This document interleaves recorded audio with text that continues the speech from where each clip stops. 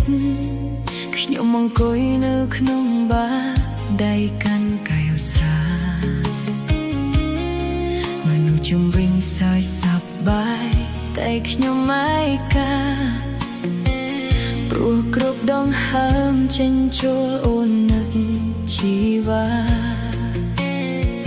មនុស្សគ្រប់គ្នាមើលមកខ្ញុំហាក់ដូចយល់ចិត្តឯកាដូចខ្ញុំតើមានអ្នកណាចង់នៅចិត្តយប់នេះផឹកស្រាតិចខ្ញុំស្រវឹងតិចដើម្បីបំភ្លេចស្នេហា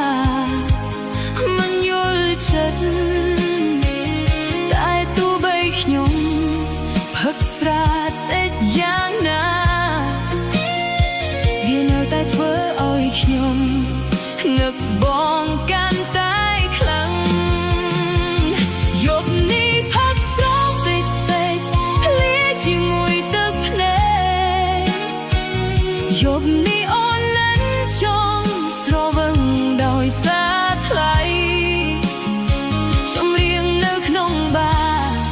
ដូចជាដឹងរឿងអ្វីទោះផឹកតិចតែចិត្តកំពុងយំខ្ញុំផឹកម្នាក់ឯងរួចយំតិចទឹកភ្នែកស្រកតបចូលក្នុងកាយឧស្សាហ៍ព្រោះខ្ញុំខូចចិត្តនឹងស្នេហា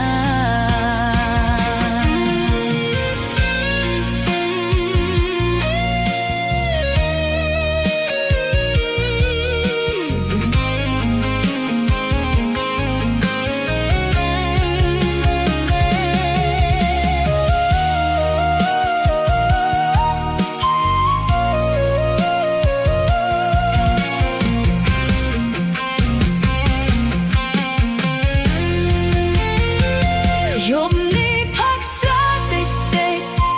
ខ្ញុំស្រវឹងតិច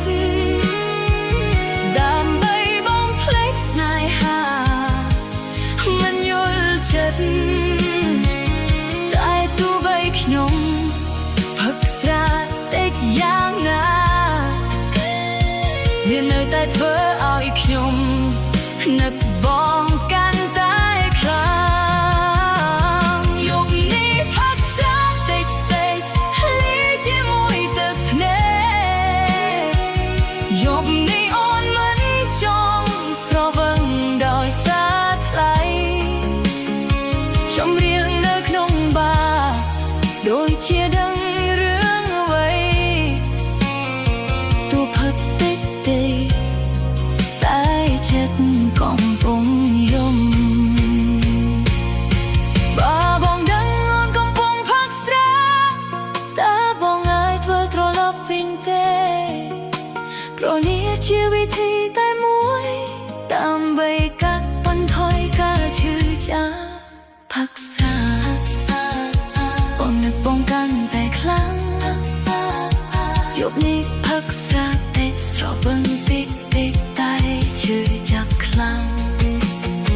ទោះផឹកប៉ុន្មានកាយក៏នៅតែមិនភ្លេចប